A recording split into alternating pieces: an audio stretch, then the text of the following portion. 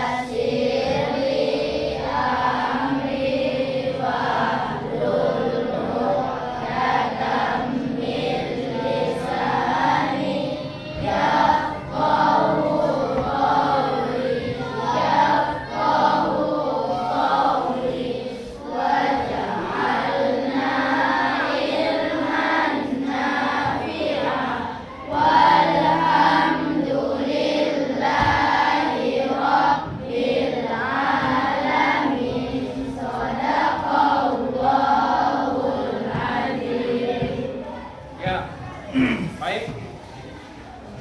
Sebelum kita lanjutkan, terlebih dahulu Bapak akan mengabsen dulu ya. Ada yang tidak hadir hari ini? Ya. Andini, Aulia, Sapa Salsabila, Aupare Jamanurung, Bunga Tri Aulia, Citra Vanessa, Elvi Yunita. Baiklah anak-anak, pada hari ini kita akan membahas tentang alat-alat bersuci, ya. Alat-alat bersuci. Jadi temanya adalah tentang toharoh. Baik. Coba si Citra. Apa kira-kira menurut Citra yang dimaksud dengan toharoh? Coba dijelaskan. Toharoh adalah toharoh badan dengan mensucikan diri dari hadas dan najis. Ya, bersuci dari hadas dan najis. Kemudian ada lagi? Ya, yang bisa jelaskan tentang toharoh ini?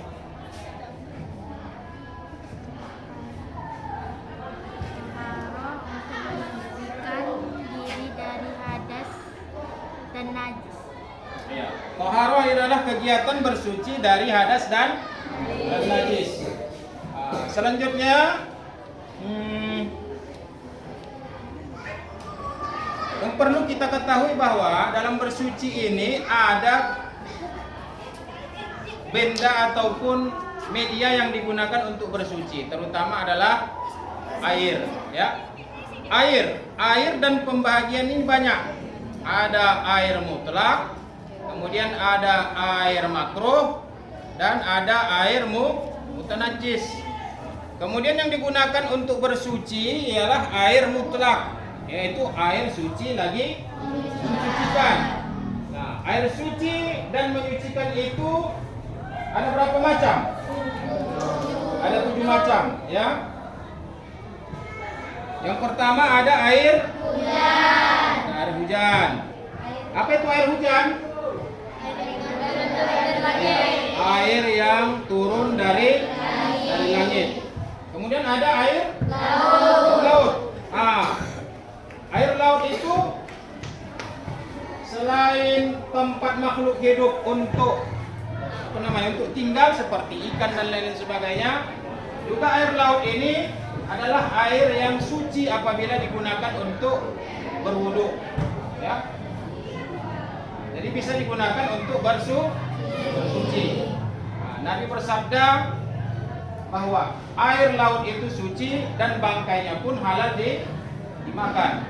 Jadi semua bangkai seperti bangkai ikan, kemudian yang lainnya halal untuk dikonsumsi kalau dia matinya di laut, ya. Kemudian selanjutnya air apa lagi? Air sungai. Apa itu air sungai? Air yang mengalir. Ya, air yang mengalir dari hulu ke hilir, ya. Jadi air sungai ini adalah air yang suci dan menyucikan. Kemudian lagi air sumur. Lagi lanjut. Air dari mata air. Kemudian air salju. Ada berapa? Ada 7 macam air yang dapat digunakan untuk bersuci. Kemudian ada pula air yang suci tapi dia tidak mensucikan. Dia suci tapi tidak bisa dipakai untuk mensucikan hadas ataupun najis. Contohnya apa? Contohnya adalah air mutanajis atau air makruh juga. Air makruh, ya, atau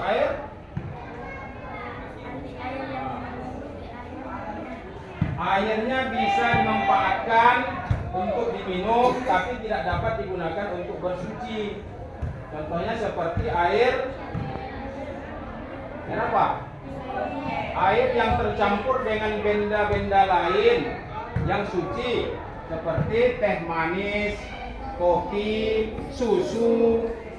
Ini adalah jenis air yang suci tapi tidak dapat digunakan untuk bersuci. Dia suci tapi tidak dapat untuk mensucikan, ya. Kemudian ada air mutanajis. Apa itu air mutanajis? Air mutanajis adalah air yang tercampur dengan benda-benda najis sehingga dapat merubah salah satu sifat air itu. Yang pertama berubah warna airnya. Kemudian yang kedua berubah rasa. Yang ketiga berubah warna. Maka air semacam ini adalah air yang tidak suci dan tidak pula dapat mensucikan. Artinya air ini tidak dapat digunakan untuk apapun kalau dia air mutanajis. Baik. Selain air, ada pula benda-benda lain yang bisa digunakan untuk bersuci. Coba. Habis. Ya, tanah, debu. Kemudian apa lagi? Batu. Ya, betul. Ketiga macam benda ini adalah termasuk alat yang bisa digunakan untuk bersuci selain air. Ketika ketiadaan air, maka alternatif dalam bersuci adalah dengan menggunakan benda-benda yang disebutkan oleh si hadis tadi. Ya, coba kita lihat ya.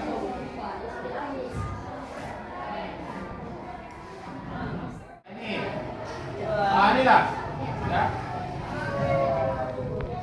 Ini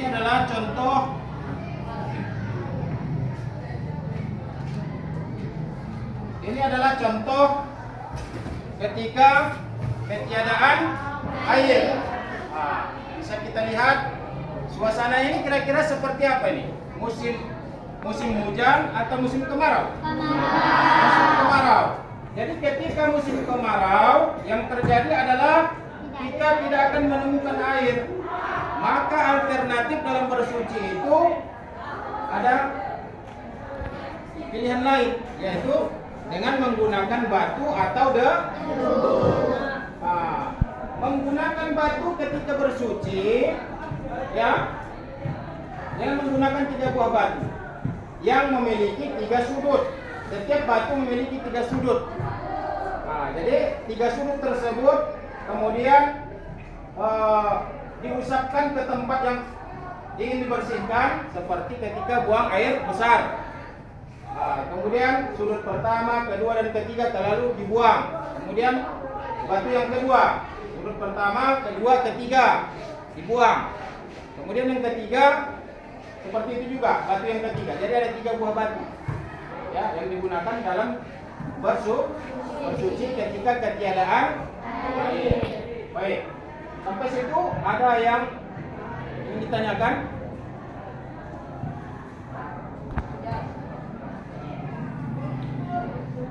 Ada yang kurang dipahami?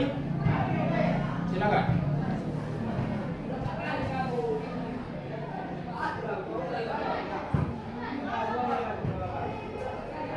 Baik, sebelum kita lanjutkan kembali, marilah kita ikuti sebuah tayangan atau lagu, apa namanya, lagu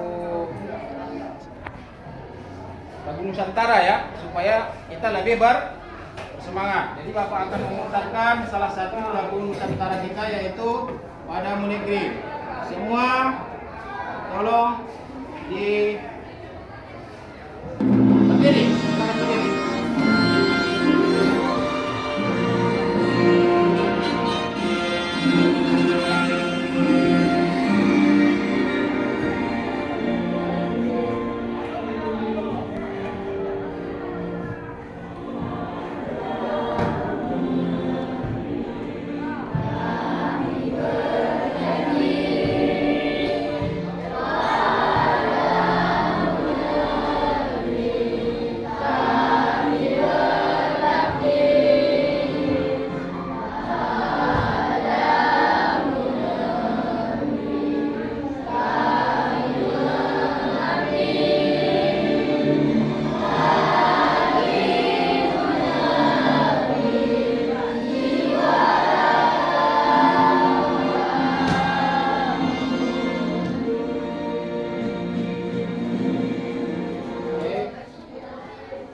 Kembali dulu, ya.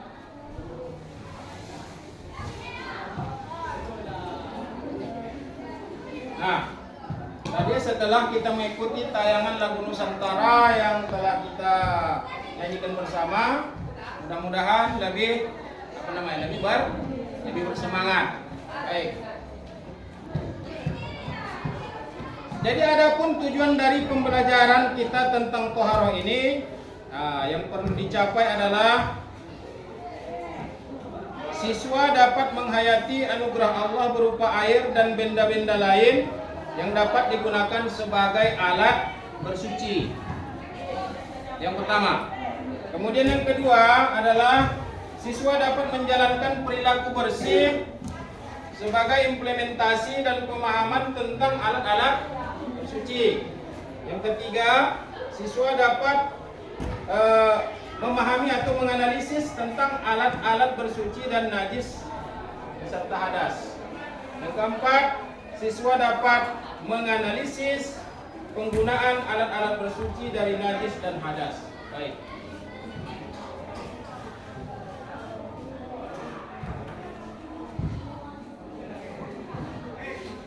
Maka untuk lebih lanjutnya, Bapak akan membagi kalian dalam berapa kelompok, ya? 4 kelompok. Nanti coba dituliskan hasil analisisnya tentang materi kita pada hari ini, yaitu tentang alat-alat bersuci. Jadi Bapak tulis, Bapak kasihkan ini. Coba ini kelompok, ya. Kelompok ini kelompok 1. Berhadapan aja. Hadapan.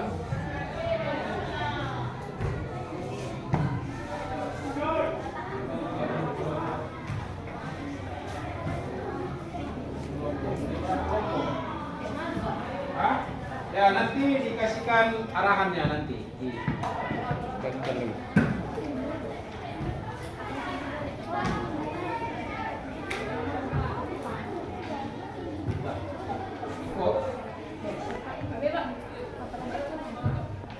4 ya. Ada apa? Ini ada apa? 4 satu kelompok. Coba 4. Ada apa yang 4? Ini siapa kawannya? Bilang.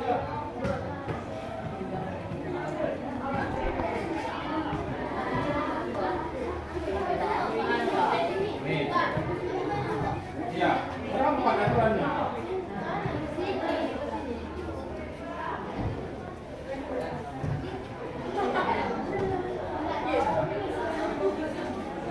Ini udah. Oke.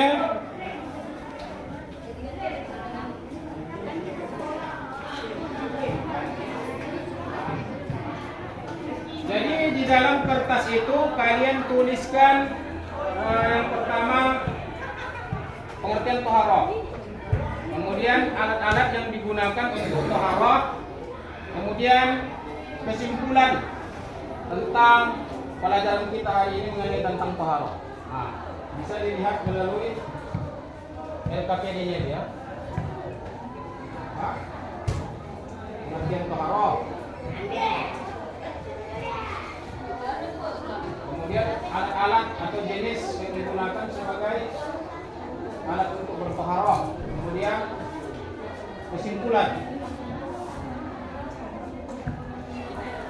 Oke, Bapak kasih waktu. Silakan dikerjakan.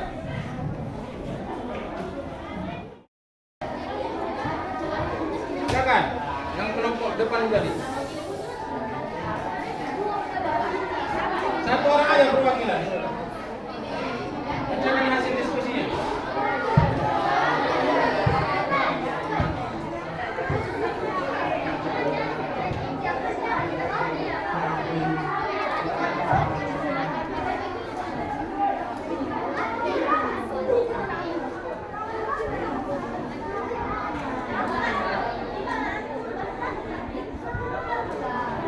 Siapa perwakilannya?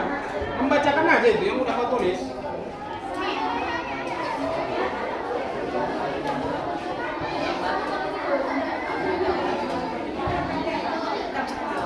Oke, silakan. Ya, aku buka.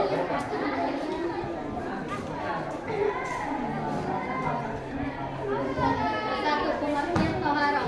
Toharoh adalah toharoh badan dengan mensucikan diri dari hadas dan najis.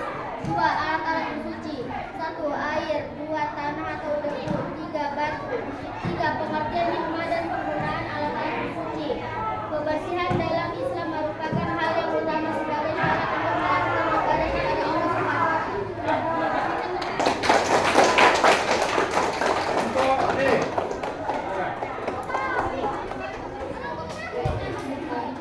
Juru bicara ya.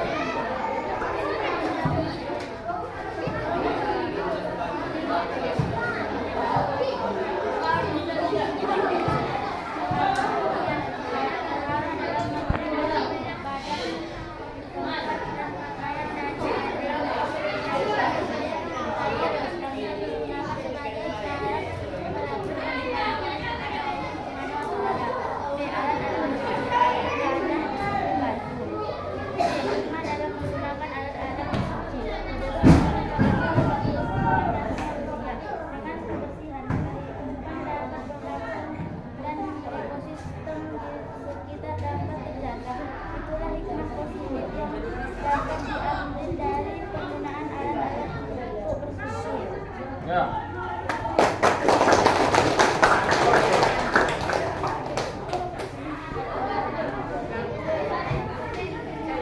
Habis. Sudah jangan habis. Hasil Lespais.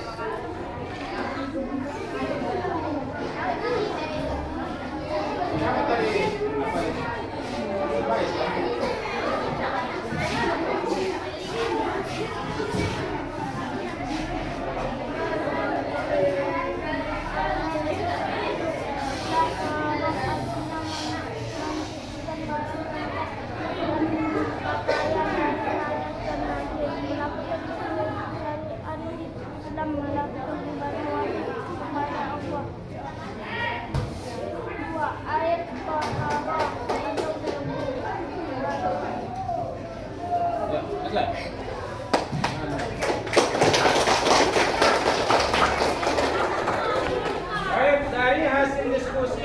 kalian lakukan tadi, maka dapatlah disimpulkan bahwa yang pertama adalah bahwa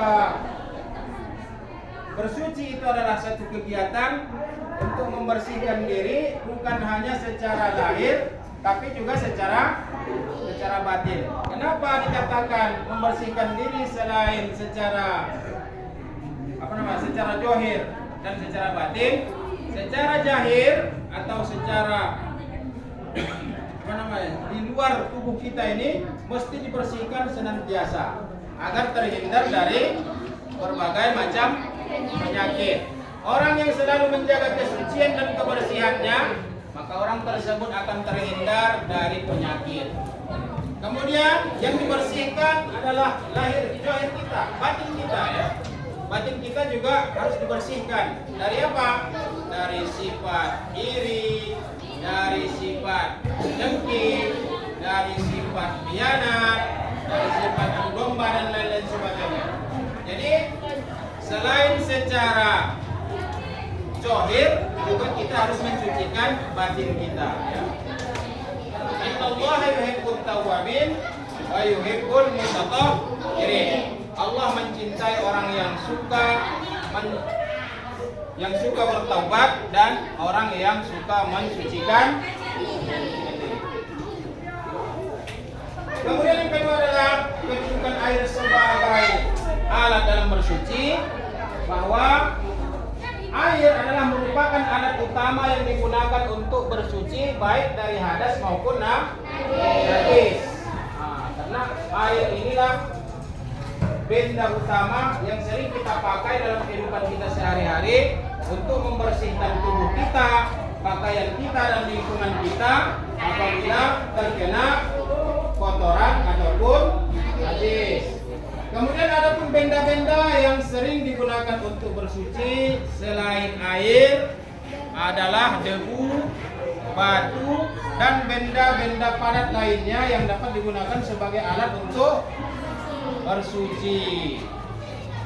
Kemudian yang terakhir adalah hikmah dalam penggunaan alat bersuci. Yang pertama, bersuci menjaga kelangsungan hidup manusia ya. Jadi kegiatan bersuci ini banyak kali manfaatnya dalam kehidupan kita. Bukan hanya berkaitan dengan ibadah, tetapi juga berkaitan dengan kebersihan lingkungan. Jadi lingkungan kita ini harus senantiasa dijaga agar terhindar dari berbagai macam penyakit dan kotoran. Kemudian bersuci menjaga kelangsungan ekosistem ya. Dengan menghidupkan kegiatan bersuci ini akan mempengaruhi jiwa kita untuk senantiasa terbiasa menjaga kebersihan, sehingga terciptalah kelangsungan atau kehidupan ekosistem yang berkepanjangan ya. Baik, bisa dipahami kira-kira anak-anak? Nah, ya. Baik, sebagai kesimpulan untuk materi kita selanjutnya adalah tata cara bersuci dari hadas dan najis. Mudah-mudahan untuk hari berikutnya kalian sudah baca-baca itu di rumah agar nanti dapat kita belajar bersama-sama ya. Maka untuk menutup pertemuan kita pada hari ini adalah kita kembali berdoa kepada Allah Subhanahu wa taala. Ya, ketua kelas coba pimpin doanya, doa menutup pelajaran. Sebelum menutup pelajaran ini, alangkah baiknya kita berdoa. Doa dimulai.